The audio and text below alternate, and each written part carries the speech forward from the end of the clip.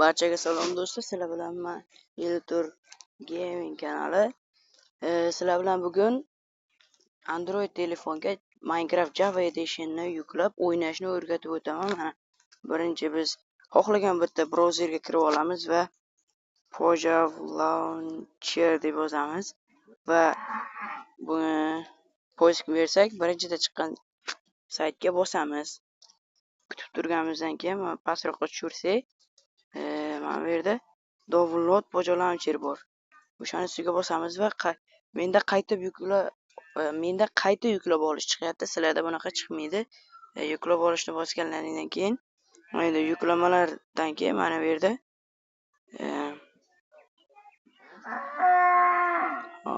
mana bu yerda Pojav Launcher deb chiqadi. Mana o'sha keyin ustiga bosasizlarda kutib turib o'rnatishni bosasizlar. Mana men yangilayveraman.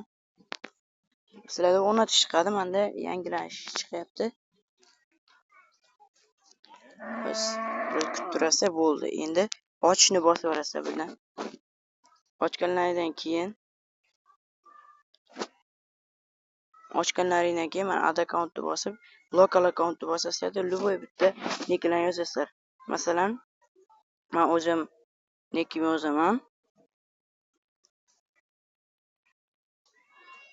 Login bo'ldi. Mana bu yerga endi create new profile Optifine. Qaranglar, mana shu Optifine versiyasini tortib olsanglar, telefoningizga nagruzka ham bo'lmaydi, qotmaydi.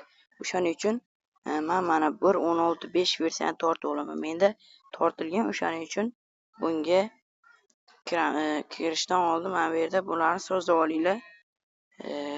Telefoninglar kuchli bo'lsa, ko'tarib qo'yaverasiz, agar kuchsiz bo'lsa, pasaytirasizlar.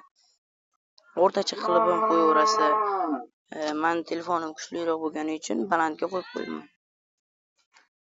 Endi playni bosamiz va Pojav Launcherga kiramiz.